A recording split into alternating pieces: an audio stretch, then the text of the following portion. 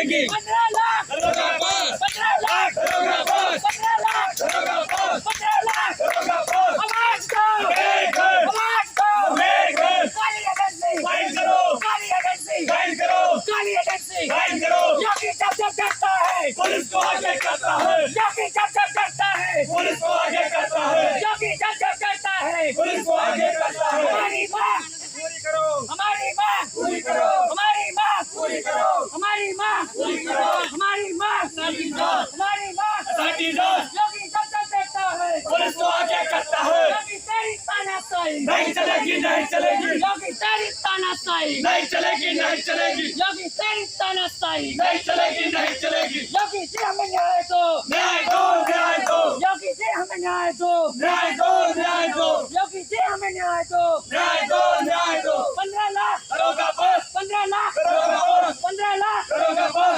15 लाख करोगा बस 15 लाख करोगा बस 15 लाख आवाज दो आवाज दो आवाज दो आवाज दो आवाज दो आवाज दो फटी बोट फटी बोट फटी बोट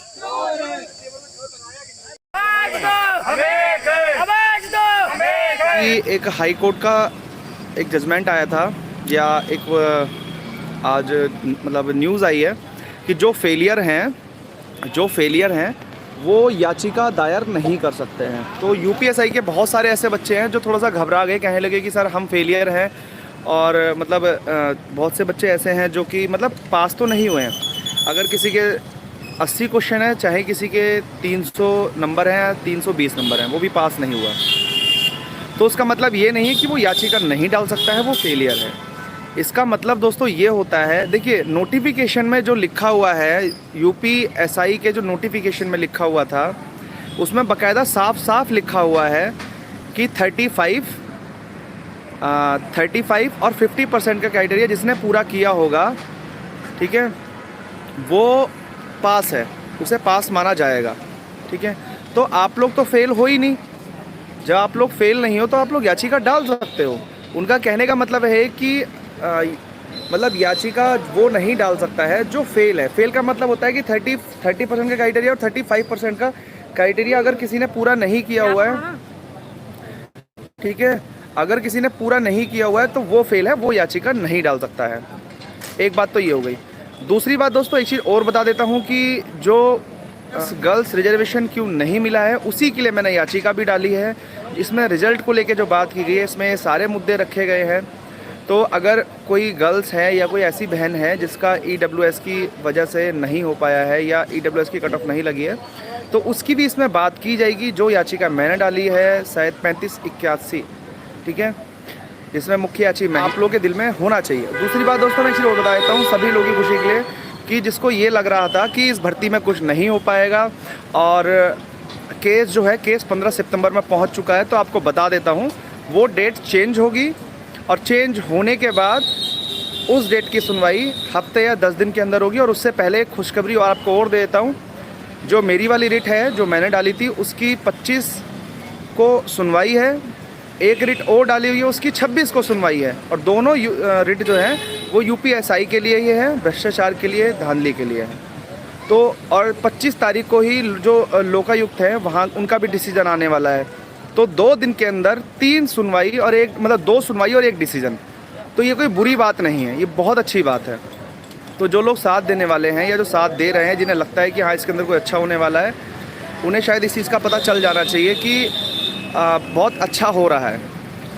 ठीक है दोस्तों, और बाकी ठीक है, जो धांधली हुई है उसे पकड़ा जाए। दूसरी बात मैं आपको बता देता हूँ, एविडेंसों का जो लेवल है वो इतना अच्छा लेवल है कि जिन लोगों को लग रहा है कि कुछ नहीं हो पाएगा, दोस्तों देखिए, अगर किसी को सामने से पता है कि इसने उसे गोली मारी है, अगर किसी को पता है कि इस इंसान ने उसे गोली मारी है और साक्ष्य सामने है, हथियार सामने रख, उसने हाथ में पकड़ा हुआ है, सामने मरा हुआ इंसान भी गिरा हुआ है, तो कोर्ट कैसे नकार सकता है इस चीज़ को कि हाँ भाई ये गलत है या ऐसा नहीं है? कोई नहीं नकार सकता, कोई नकार ही नहीं सकता है।